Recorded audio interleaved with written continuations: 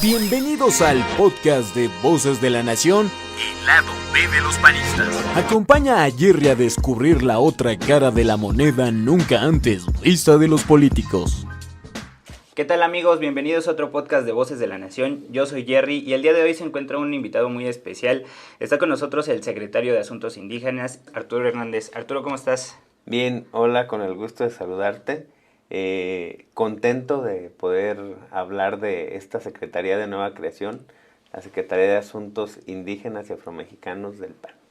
Arturo, primero que nada queremos saber cuál es la historia de Arturo, de dónde, más bien cómo acabaste en este punto de tu vida.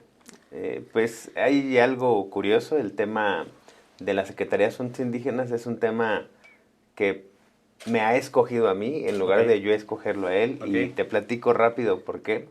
Yo tengo en el PAN desde los 14 años, fui juvenil, pues prácticamente del G15, pero no existía G15 en ese tiempo, y me desarrollé ahí muy bien. Yo vengo de un pueblo que se llama Tangancícuaro en Michoacán. La verdad éramos muy pocos militantes, tan así era que yo... ¿En qué parte se encuentra Tangancícuaro? Está en la zona del centro del estado de Michoacán, pegado a Zamora. Y también pegado a la meseta purépecha, a Chilchota, a Ocumicho, toda esa zona indígena es la parte que colinda con mi municipio. Aquí en este municipio, pues yo me desarrollé políticamente, y de los 14 a los 18 años prácticamente yo estuve en el juvenil. Cuando oficialmente ya podía estar en el juvenil por tener 18 años, pues ya no pude estar en el juvenil porque me tuve que ir al comité como secretario de afiliación.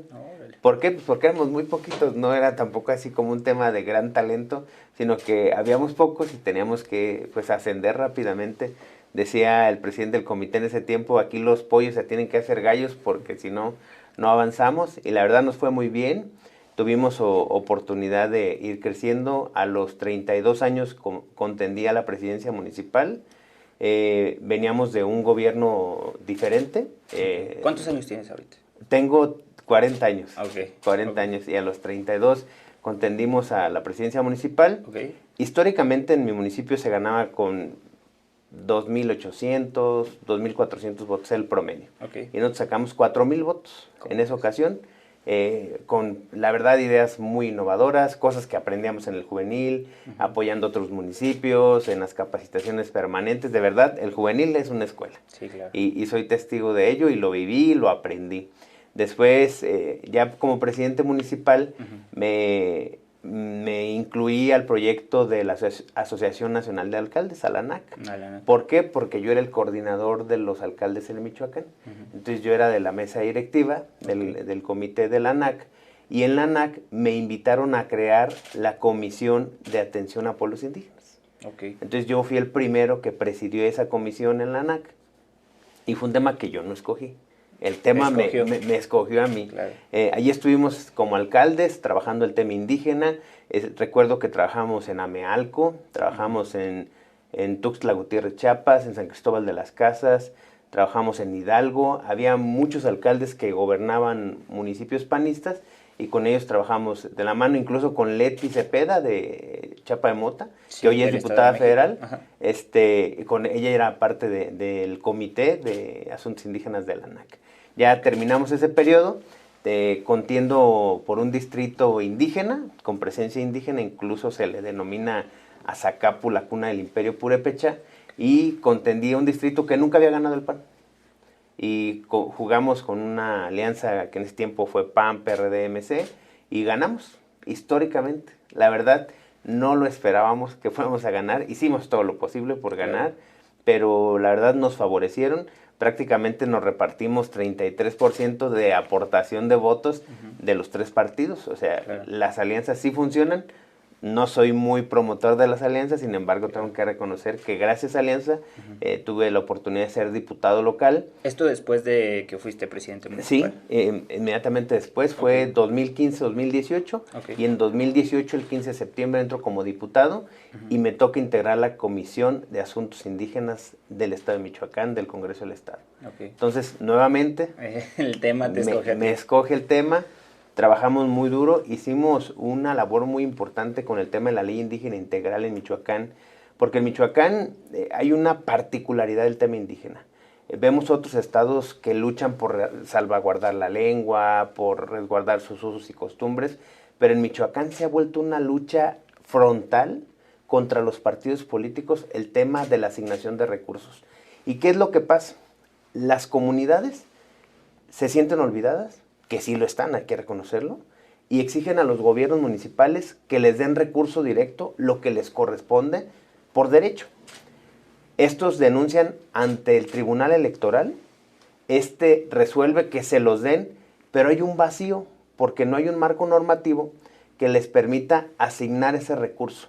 Entonces, ante esa situación, ¿qué es lo que pasa? Que las comunidades se molestan, pelean, se manifiestan, incluso ha habido muertes, ha habido temas muy delicados, pérdidas económicas, pérdidas humanas, por esta lucha frontal. Entonces, proponíamos desde la Comisión de Asuntos Indígenas, tu servidor y el grupo parlamentario del PAN, una ley indígena integral que permitiera los autogobiernos, la defensa, promoción y protección de la lengua, de usos y costumbres, todo lo que tiene que ver con medicina tradicional, la gastronomía michoacana. Y la verdad, pues no lo logramos porque había un tema ahí muy delicado. Los indígenas no querían participar en la consulta porque venía de un partido político. Pero la realidad es que no hay otra ruta. O se hace a través de esa ruta o no vamos a avanzar. Claro. Hoy, más adelante, si quieres lo platicamos, hoy la Suprema Corte echa abajo todas esas resoluciones del Tribunal Electoral. Sin embargo, no va en favor de las comunidades. La resolución del tribunal va en detrimento de las comunidades indígenas. Entonces creo que ahí hay mucho que trabajar. Okay. Propusimos esta ley, no lo logramos y tengo que decirlo muy puntual. El país tiene leyes específicas para atender el tema indígena, pero 3 estados no la tienen. Es Baja California Sur, Nuevo León y Michoacán. Michoacán, un estado que tiene un promedio de 23, 24% de población indígena, no tiene una ley indígena. Incluso hay estados que tienen poblaciones menores indígenas y ellos sí cuentan con una ley específica estatal.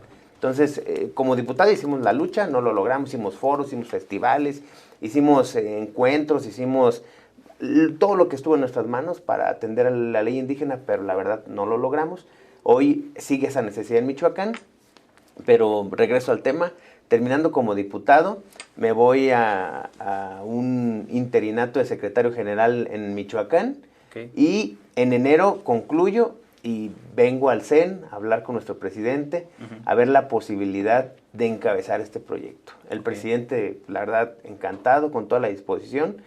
Y decirlo, es una Secretaría de Asuntos Indígenas y Afromexicanos que nunca había sido secretaría. O sea, había una coordinación. Es de reciente creación. A través de vinculación. Y la verdad, con mucha apertura y mucha visión de Marco Cortés. No por el tema del voto indígena. Ahí sí hay que dejarlo muy claro. Lo que queremos son 2 cosas. Participación y reconocimiento indígena. Y por otro lado, que tengamos candidatos legítimos por el tema de las acciones afirmativas en los distritos indígenas y en las acciones afirmativas de representación proporcional. Es el propósito principal de haber creado la Secretaría. Ya tenemos prácticamente 6 meses en la Secretaría y te puedo compartir algunos avances que hemos tenido en estos 6 meses, que pareciera que ya es más de un año, pero créeme que son 6 meses muy intensos que hemos logrado cosas interesantes. Justo era una de las preguntas que te iba a hacer. ¿A qué se dedica la Secretaría y qué has hecho justamente en estos 6 meses? Mira, hay una realidad que podría parecer cruda, pero así funciona. El tema indígena es un tema que el PAN no ha abanderado, pero sí ha atendido. Y ahorita platico por qué. Okay. No lo ha abanderado porque históricamente el PRI, el PRD y ahora Morena ha utilizado a los sectores indígenas como carne de cañón, porque son los más pobres, porque tienen muchas necesidades, porque es más fácil de complacerlos con una lámina, una despensa, y la verdad siempre los utilizaron como carne de cañón, como botín político. Pero Acción Nacional no. Acción Nacional siempre ha trabajado y ha generado políticas públicas en favor de los indígenas. Sin embargo, en la sociedad no se reconoce así. Al panismo se le reconoce como si fuera un partido de élite. Regularmente el PAN gobierna ciudades muy grandes, pero también hay que decirlo con mucha precisión. El PAN ha hecho mucho por las comunidades indígenas, pero regreso al centro de la pregunta. ¿Para qué se creó esta secretaría? Primero, para promover la participación indígena. El indígena tiene derecho a votar y ser votado. Claro. Segundo, que las candidaturas por designación o las acciones afirmativas sean legítimos indígenas, que no se simule, que no se ponga un candidato y se busque una aprobación de una comunidad a través de un documento por acuerdo. No. Que la persona que esté al frente como acción afirmativa realmente sea indígena. ¿Por qué se requiere que haya indígenas en la función pública? Para que sean ellos los que creen la agenda. Porque solamente ellos saben lo que se debe de hacer, solamente ellos saben las carencias y las necesidades de sus pueblos y de sus comunidades. Entonces, que sean ellos los que creen la agenda pública. Hay muchos indígenas en el gobierno, de otros partidos incluso, pero la verdad no hay una agenda indígena. ¿Por qué? Porque hoy más que nunca no hay presupuesto. Entonces, por un lado, promover la participación indígena, garantizar candidatos indígenas, y la otra acción que estamos haciendo a través de la Secretaría es concientización al sistema PAN. Estamos platicando y capacitando regidores, síndicos, presidentas y presidentes municipales, diputadas y diputados locales, federales, y trabajando de la mano con el Senado, que presidimos la Comisión de Asuntos Indígenas con Xóchitl Gálvez. ¿Qué es lo que estamos haciendo? Es decirles, a ver, tú como regidor, tú como alcalde, ¿qué puedes hacer en favor de tu comunidad indígena? O a favor de los indígenas de tu municipio. Y les platicamos qué pueden hacer desde defender la lengua, cómo generar políticas públicas, les ayudamos y les guiamos para entender que el humanismo político va ligado con la práctica de vida del humanismo cristiano que practican las comunidades indígenas. Entonces, si alguien o algún partido político tiene una identidad similar a la práctica de vida indígena, es Acción Nacional. Pero necesitamos reconocerlo. Entonces, preguntamos a veces a los panistas que están en la función pública, oye, ¿quién trae el tema indígena? No, pues nadie, yo no sé. A ver, independientemente si vienes de la ciudad, si vienes del progreso, tienes la obligación y la responsabilidad de atender el tema indígena. Muchos se preguntan, sí, pero es que no aplica en todos los estados o no aplica en todos los municipios. Lamento decirles que sí. De los 2.470 municipios, solamente el 1 y fracción de los municipios no tienen indígenas. Solamente. Y el 15% en promedio tiene entre el 40 y el 100% de indígenas en su municipio. Hay municipios que tienen casi el 100% de población indígena. Hay el 11% del total de los municipios, que son más de 380, tienen 7 de cada 10 indígenas. ¿Qué quiere decir? Pues que son poblaciones totalmente abundantes de indígenas. Entonces, lo lógico y lo normal es que en poblaciones de mayoría indígena, pues quien los gobierna sea un indígena. ¿Por qué? Porque es el sentir y es la ruta adecuada de la representación social. Claro, y vamos desde el concepto, ¿no? Porque en la sociedad en general, si tú mencionas la palabra indígena, se relaciona mucho con ser pobre, con carencias y todo esto. Pero en realidad son personas que tienen usos y costumbres diferentes, que hablan lenguas diferentes, más bien que hablan lenguas que surgieron del mismo país. Entonces, para empezar, y ahorita vamos con el tema, si son o no grupos vulnerables, creo que lo que sí tienen que tener es representación y también entender, como tú dices, que se encuentran en la mayor parte del país y que tienen que ser representados, ¿no?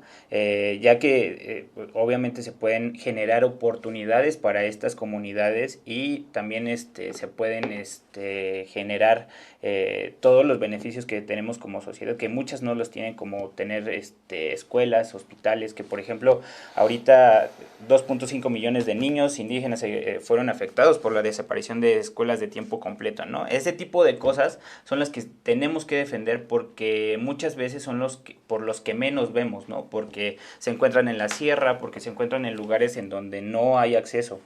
Entonces, ¿tú cómo ves?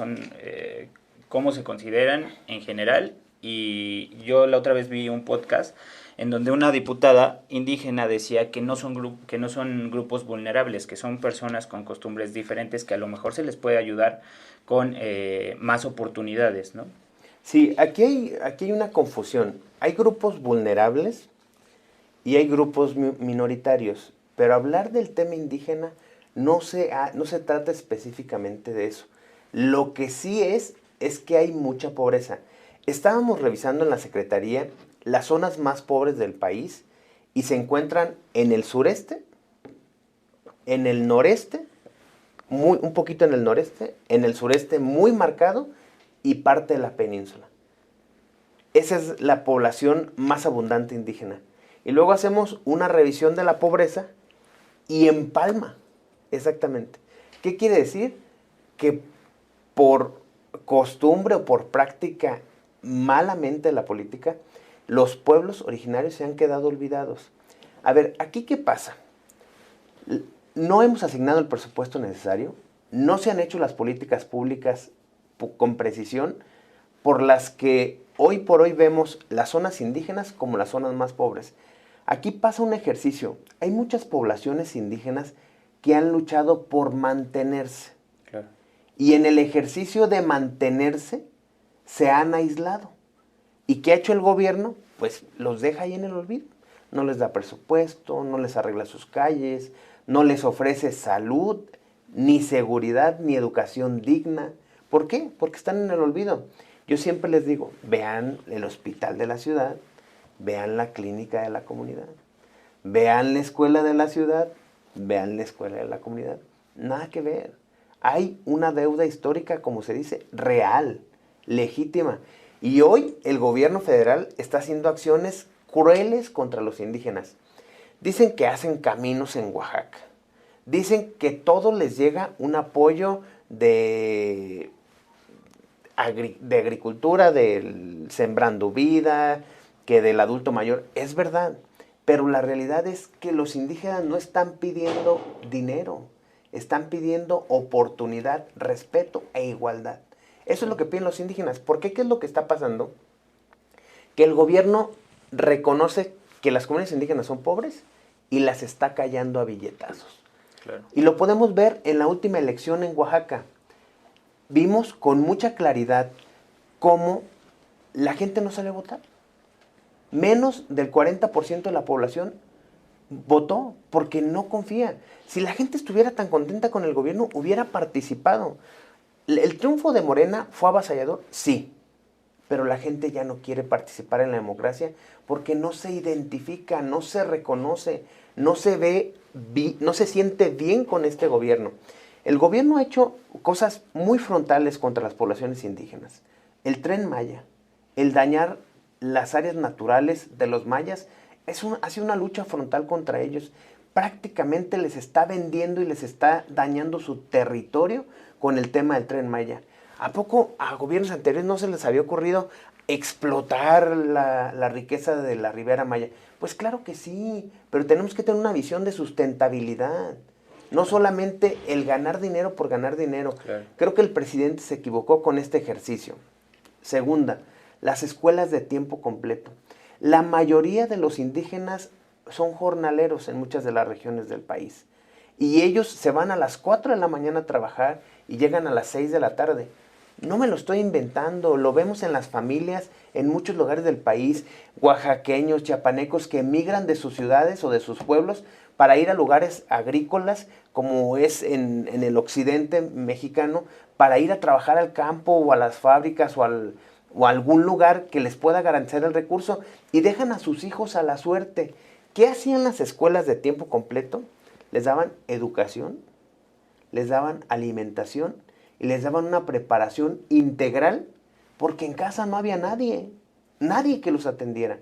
Y el gobierno federal, la postulante del Estado de México, Delfina, de verdad, sin mayor corazón, les quitó este apoyo y dejó a la deriva a cuánta niñez mexicana, sin alimentación. Hay un estudio donde el 70% de los niños que iban a las escuelas de tiempo completo, lo único que comían en el día era lo que les daban ahí. Entonces, ¿qué quiere decir? Que hoy esos niños no tienen que comer. Es muy lamentable, es la verdad muy cruel por parte del gobierno federal, estas acciones donde no se valora, donde no se piensa y donde no se atiende. Y aparte, el tema de apoyar o impulsar el tema cultural.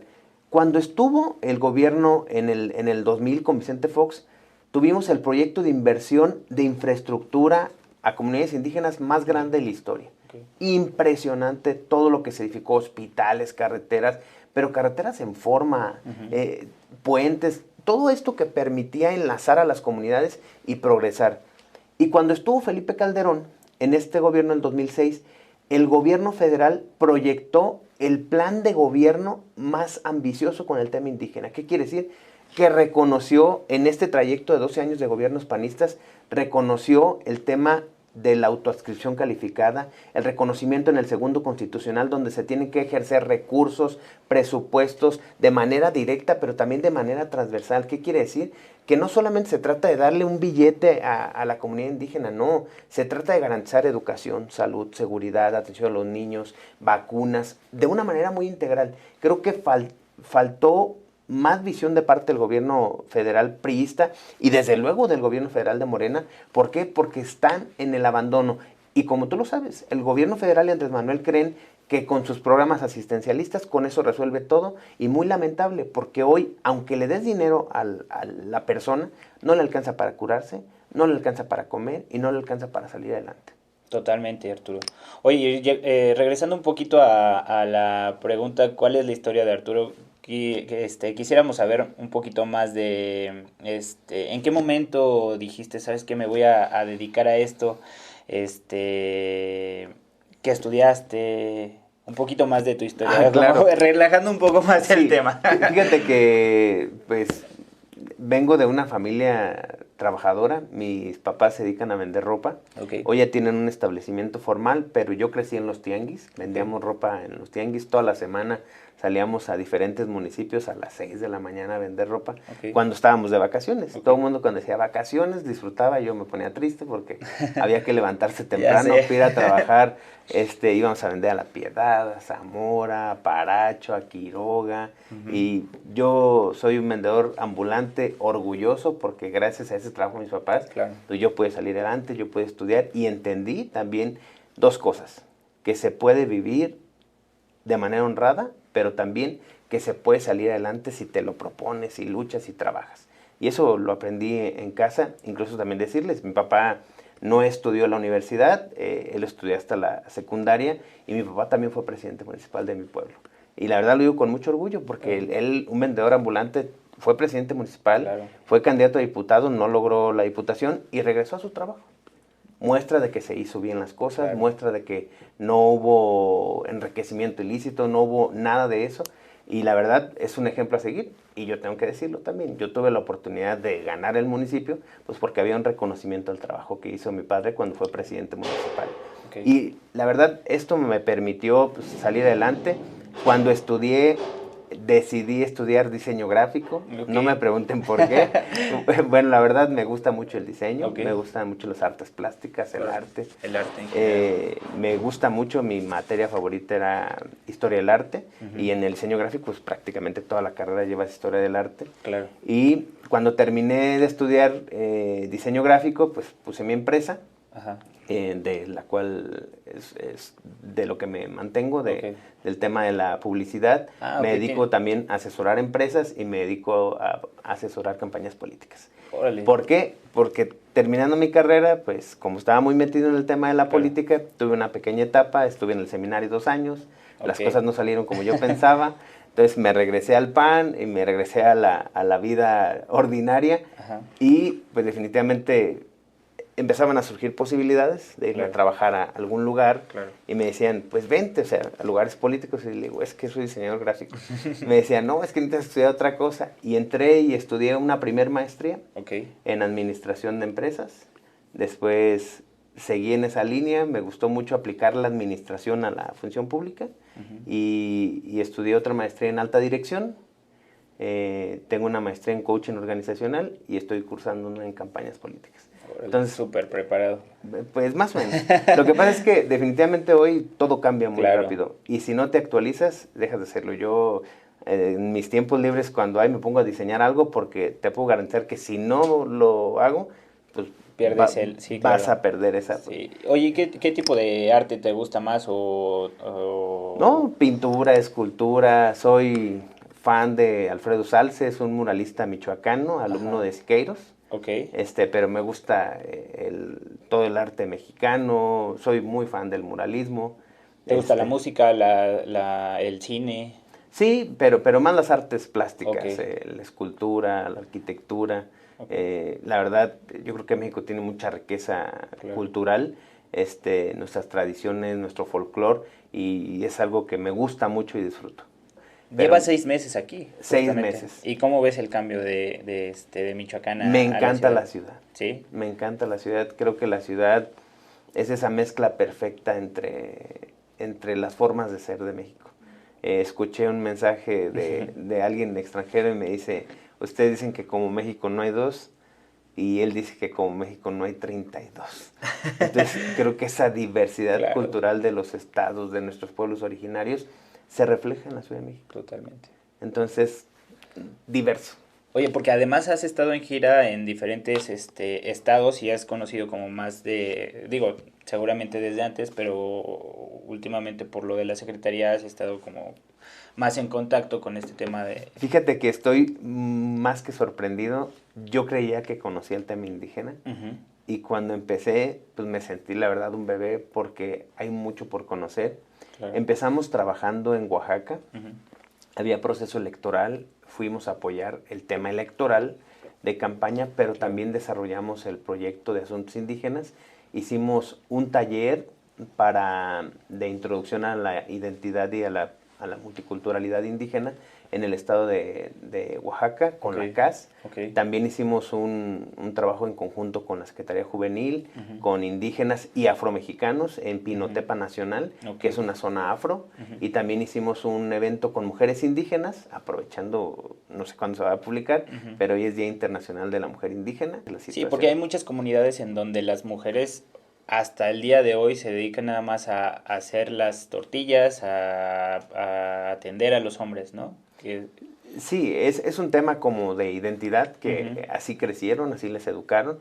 Sin embargo, yo creo que no está mal siempre y cuando se respete y se cumplan el tema de los derechos humanos. Yo creo que mientras esté en el umbral de los derechos humanos, todo cabe y se respeta. Pero si hay algo que rompe con el esquema de los derechos humanos, ahí se tiene que poner atención o énfasis para, independientemente si es uso y costumbre, se tiene que romper, porque no podemos permitir bajo ninguna circunstancia temas de violación de derechos humanos. Y también decirte que estuvimos en San Cristóbal de las Casas, estuvimos en Chiapas, visitamos algunas comunidades, visitamos algunos artesanos. La verdad, Chiapas tiene es un estado muy rico, es uno de los estados que tienen más pueblos indígenas, porque aquí me gusta explicar esto. Una cosa es que una comunidad sea indígena y otra cosa son los pueblos indígenas. Los pueblos indígenas fueron asentamientos que no reconocen las divisiones territoriales. Por ejemplo, Yucatán, Mérida, Yucatán, Quintana Roo y Campeche, están asentados los mayas, pero también hay mayas en muchas partes del país. Entonces, ellos no reconocen el tema de la división territorial. Ellos son el pueblo maya y se desarrollan como tal. También estuvimos en una actividad en el Estado de México con los amigos de San José del Rincón. Ahí son mazahuas y otomís. Son una comunidad muy rica, muy trabajadora.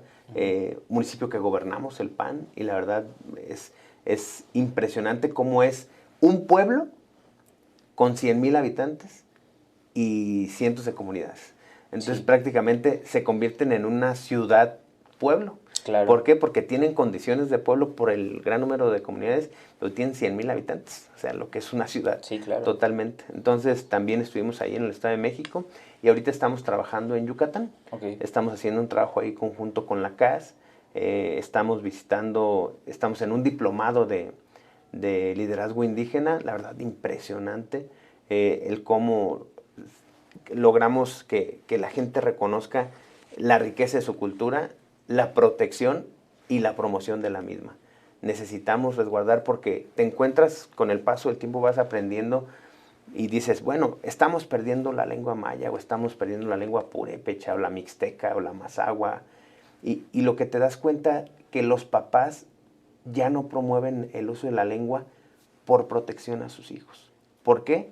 Porque ellos hablaban, por ejemplo, otomí, o hablaban mixteco, zapoteco, y cuando iban a la ciudad o cuando iban a hacer algo, los discriminan por su lengua.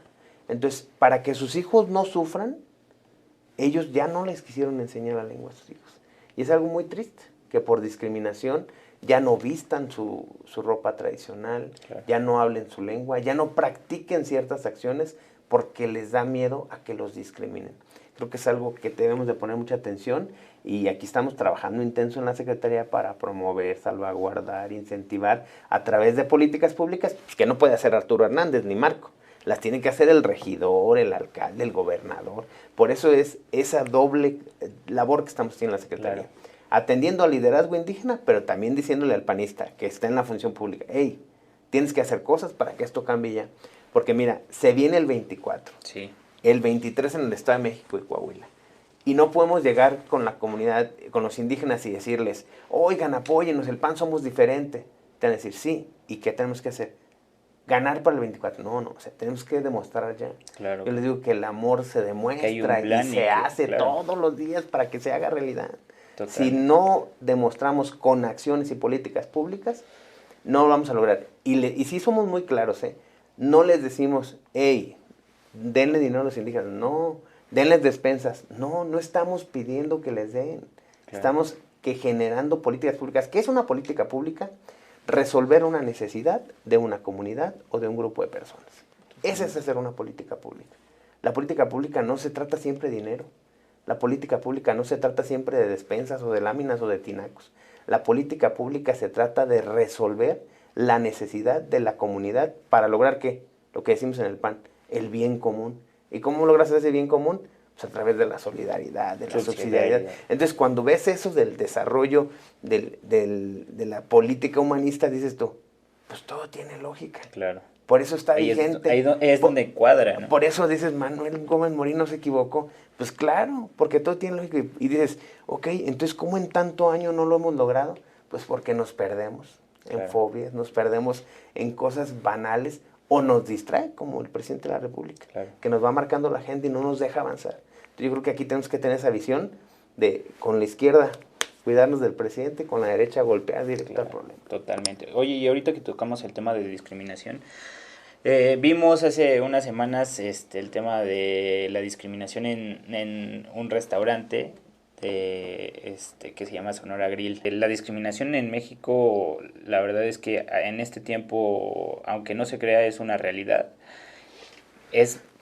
Hay mucha más discriminación, obviamente, al tema indígena, pero también a la sociedad en general. ¿Tú cómo ves el tema de Sonora Grill? El tema de la discriminación es un tema real. Tú lo puedes ver en los colectivos. Tú te subes al camión y si se sube alguien que por venir del trabajo está sucio, le marcan la sana distancia, ¿no? Sí. Del COVID. Sí. Pero si está limpio, es elegante, pues ahí se acaba la sana distancia, ¿no? Claro. Es aceptado. Y yo creo que es un tema de algo malo que hemos adoptado en nuestra sociedad, porque decirlo con toda franqueza, México es un país muy hermoso que nos debemos de reconocer y respetar como lo que somos, como lo que hacemos y como lo que valemos. Y yo creo que ahí sí debemos de sumarnos todos a esta intención de realmente hacer cosas que nos permitan la igualdad. Claro.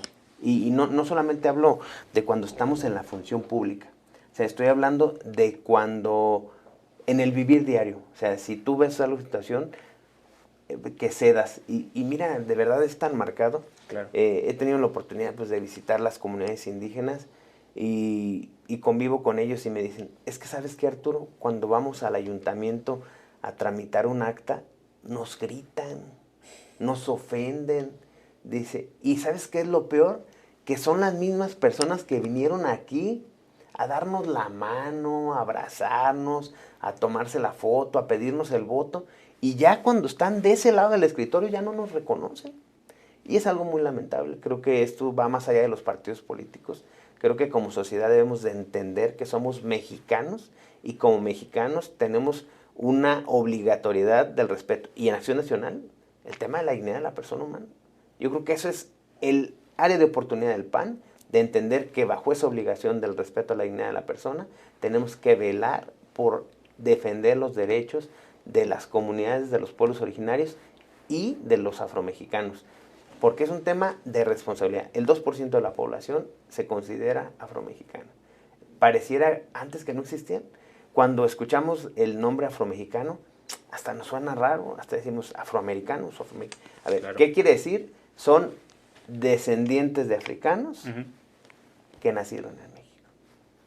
Se les denominó afromexicanos. Claro. Y ellos tienen su cultura, tienen su forma de administración, tienen su forma de vida, y son mexicanos. Y merecen el derecho de votar, de ser votados, derecho a la educación, a la salud, a la seguridad, igual que todos. Totalmente. Oye, Arturo, ya para terminar, ¿algo que le quieras decir a la audiencia?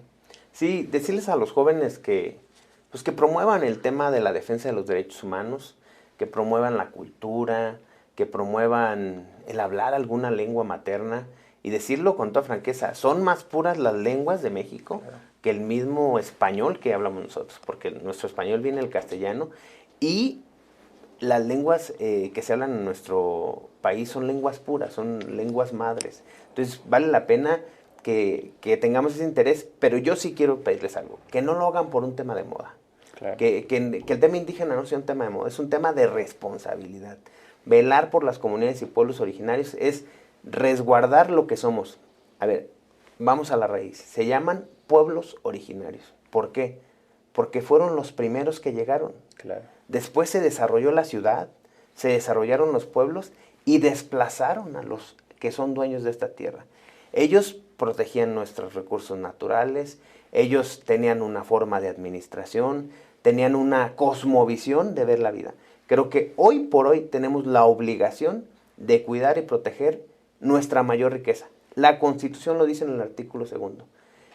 La nación mexicana es una nación rica y pluricultural representada en sus pueblos indígenas y afromexicanos. Y de verdad, dense una vuelta a la comunidad indígena. Es impresionante lo que puedes aprender y lo que puedes crecer. Y termino diciéndoles algo que me tocó vivir el fin de semana. Llegamos a una casa en Yucatán, en una comunidad indígena. Entramos a la casa, estamos platicando con el papá, la mamá, los hijos. Los papás nos decían el esfuerzo que tuvieron que hacer para que su hija estudiara para maestra y para que su hijo fuera administrador de empresas. Ya es licenciado y están súper orgullosos. Viven en una casa típica, tradicional de Yucatán, y nos empezaron a enseñar sus huipiles, sus ropas típicas, sí, cómo las tejían y muy bonitas. Y preguntas, ¿cuánto cuesta? Y nos decían, no sé. Entonces, ¿en cuánto las venden? No las vendemos. Y si yo le quiero comprar una, no te la vendo. ¿Por qué no me la vende? Póngale precio. Porque es mi vida, es mi historia, es mi familia, soy yo. Dicen, claro, no te puedo vender mi esencia. Claro. Y te quedas impresionante. Y preguntas, ¿y de qué viven? Y ya convence el Señor, cultivamos papaya, miel, tenemos la milpa. ¿Y qué hacen? Dice, nada más tenemos la que ocupamos para el año y un poquito más de reserva por cualquier situación. Y eso nos sirve para cambiarlo por algunos otros productos que nuestros vecinos tienen. Y no tienen necesidad de nada más que de subsistir con lo que tienen. Y vuelvo al punto. Ellos no venden lo que son porque es venderse a sí mismos. Y eso deberíamos de entender. Y nos dijo, hay quien se dedica a tejer para vender. Cómprales a ellos, nosotros no. Esta es nuestra forma de vida. Estos somos nosotros. Esta es nuestra raíz y esto es lo que somos. Y yo creo que con eso nos quedamos de entender que la cosmovisión indígena es tener una identidad clara de lo que somos. Ojalá todos tuviéramos claridad y una cosmovisión clara de lo que somos. Exactamente, totalmente de acuerdo con eso. Arturo, muchísimas gracias por estar aquí en el podcast. Esperamos que pronto nos invites a una de tus giras a conocer algún pueblo indígena. Y pues bueno, esta es tu casa y esperamos verte pronto por aquí. Muchas gracias y les mando un saludo a todos. Eso fue todo por hoy en el podcast Voces de la Nación, el lado B de los panistas. No olvides escuchar nuestro siguiente episodio. ¡Hasta la próxima!